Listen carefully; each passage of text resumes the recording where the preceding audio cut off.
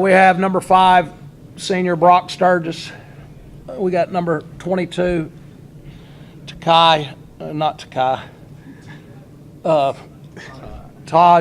Bickham. My mind's in a lot of places. Excuse me. Junior wide receiver number 10, Theo Weiss. And senior cornerback number 4,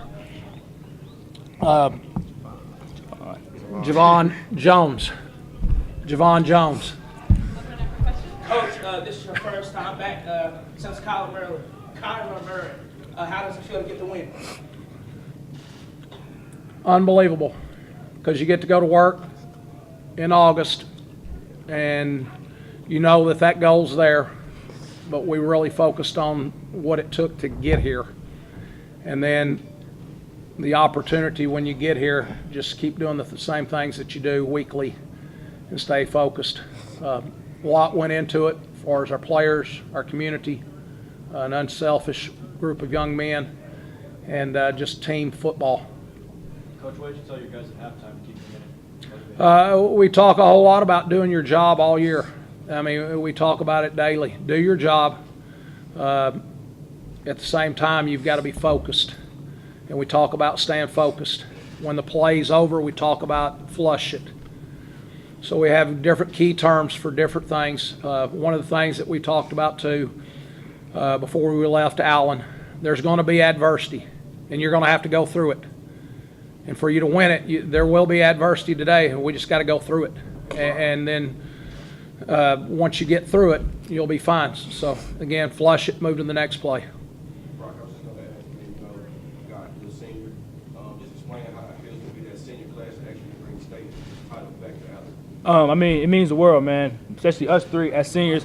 You know, we, including the rest of the team, we talked about how we wanted to do it for the city. You know, these past 2 years we've came up short, and we preached all year we're going to do it for the city, we're going to do it for the city, and we was happy we were able to come out and do it for them.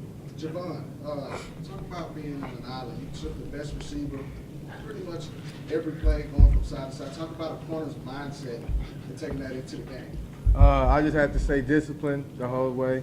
I know I have my bro over the top a lot of the time, so just being disciplined and not letting someone else's game affect my game. And Brock, a lot of great running backs have come through this city. How does it feel to be the record holder for rushing yards this season? I mean, honestly, that was a personal goal of mine, but ultimate team goal was to win state. And I'm happy we did that, and I'm just happy we were able to get this gold medal around our neck. How tired are you? 32 carries, 76 yards, and you working like that for I mean, right now, adrenaline's pumping, so I'm not too tired.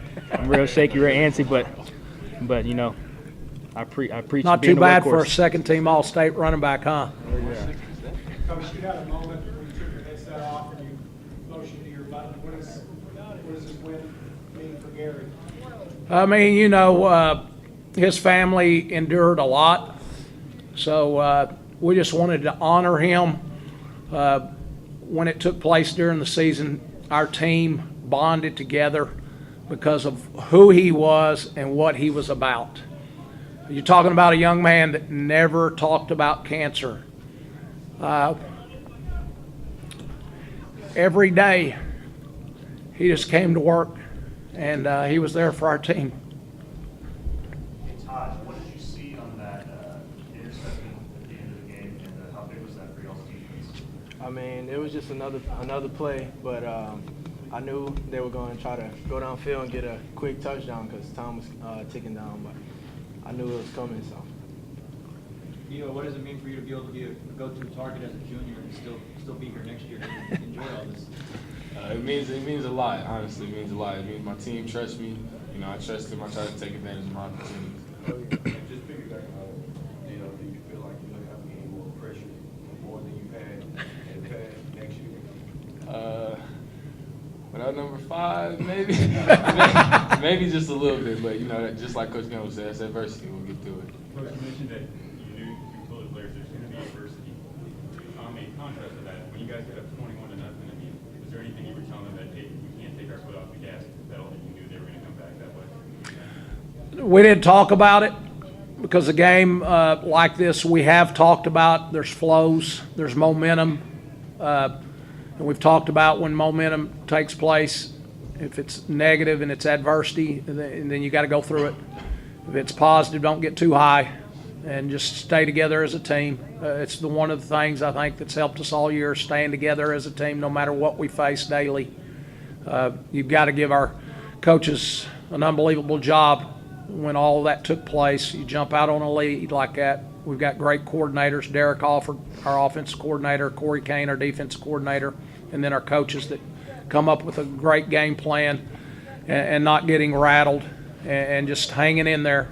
I mean, when you know, when you play a team like Lake Travis, it's going to be the whole 4 quarters.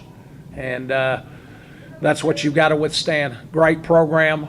Hank Carter and Lake Travis Cavaliers, unbelievable run that they've had and the job that they do. We knew when we came in what it was going to be like. So I look at that, we didn't flinch. And we hung in there, and it's all because you've got to have a team, offense, defense, and kicking game. You guys didn't turn Sir? Well, that's another one of those one-play momentum shifts. You're up by 2. And at the time, we moved forward to that play, get the call, now go make the play. And that was probably, you know, when you look back, there's probably 5 or 6 plays in the ball game that are big plays. They don't really determine the game, but they're big plays, and that was a big play. Had you scouted out that play before? We did a whole lot of homework, and you know, they like to do a lot of different sets, and they like to try to hide players. They do a great job of it, and when it gets time for it, we knew that when they got down in the red zone, there could be some trickery, and we had seen some of that. But again, they do a great job. Now it's up to us making the stops and creating great plays. So you guys have something, what some folks would call maybe a football guy, finish that you got in school. Just kind of talk about having him on the sideline and some of the things that he tell you guys, speaking of Colin there, that he tell you guys that you got motivated. You know, especially going into that last drive, he told us, just know you got to take care of the ball, grind this clock out. You know, basically told us, talk to those big boys. You know, I knew I had to talk to those big boys, let them know I'm nothing without them.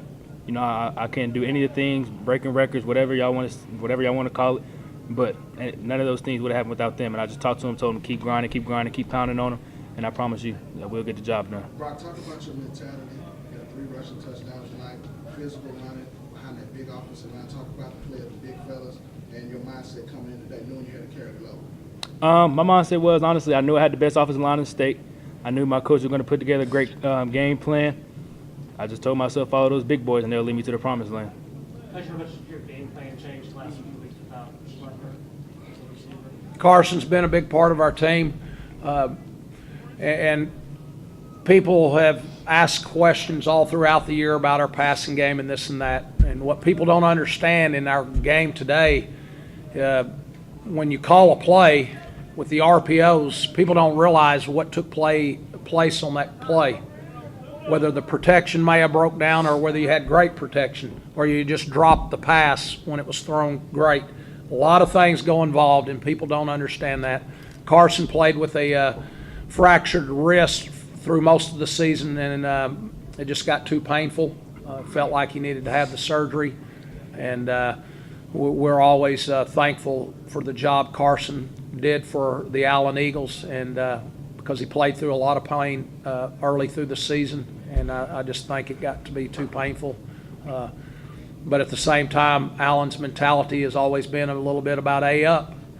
And next man up, A up, and let's go. And our kids rose to that occasion. Our team did, and we don't talk about it a whole lot. We go to practice, and we start thinking about the process, what we have to do to be successful on the game that we're at that night. So, you know, it's all about the team. It's all about our community and the support that we get. And these young men started it way back in the off season. They did not like the taste in their mouth when we left Austin, and to contribute to a group of individuals now day and time that they are doing an unbelievable job with sports the way they are. There's so much me. Tonight it was about the Allen Eagles and a team, and what a great accomplishment they did. And it's very hard because there's a lot of things, distractions out there, and they did not let the distraction interfere with this football team. Coach, that whole game is just a grind, you know. The last drive kind of summarized it perfectly. 6 minutes left, you don't get the ball, and you don't get it back. I mean, walk us through that drive and kind of how what was going through your mind as you went through. Is that what you wanted to do? Well, you know, Mike Carter, our offensive line coach, is upstairs in the box. So we've got a great set of eyes with Coach Alford and then Coach Gill, our other offensive line. It starts up front. They get a feel for what we can do well from a running standpoint. So those guys take over. The kids communicate. I mean, Theo will come to the sideline and tell us, you know, pass routes, Brock and those guys, Grant. I mean, it's a team game. I mean, a coach is not going to call a perfect play. The perfect plays are the ones that work. We get it. And but at the same time, these kids and coaches and everybody working together, it was a true team win. True team win. The turnovers, doing the things that it takes for a team to be successful. So it's a team game. With that said, talk about Brock's performance today, just how much of a warrior he was carrying the ball. Well, just like he said, it starts up front. But I'll tell you this much. What we do in the offseason prepares you. He squats over 500 pounds. There's not many running backs in the state of Texas. And the thing that Brock does special too, though, is it starts in the classroom. He's a highly successful person in the classroom. He's very respectful to his teachers and his peers. Great things happen to people that do it the right way. And Brock Sturgis, just like all these guys up here, if you'll do it the right way, everything else is going to take care of itself, I promise you. But we got a lot of people out in the world that want to keep trying to get this me, and all of this, and we visit about it. But if you'll do it the right way and tell people, yes, sir, no, sir, yes, ma'am, no, ma'am, thank you, good things are going to happen to you. And I couldn't be more proud of a group of young men and the way that they've handled things, because it's all about just doing the little things and doing it the right way. And then you've got a chance. But if you don't do things the right way, you do not have a chance to be successful. Appreciate it. Thank y'all.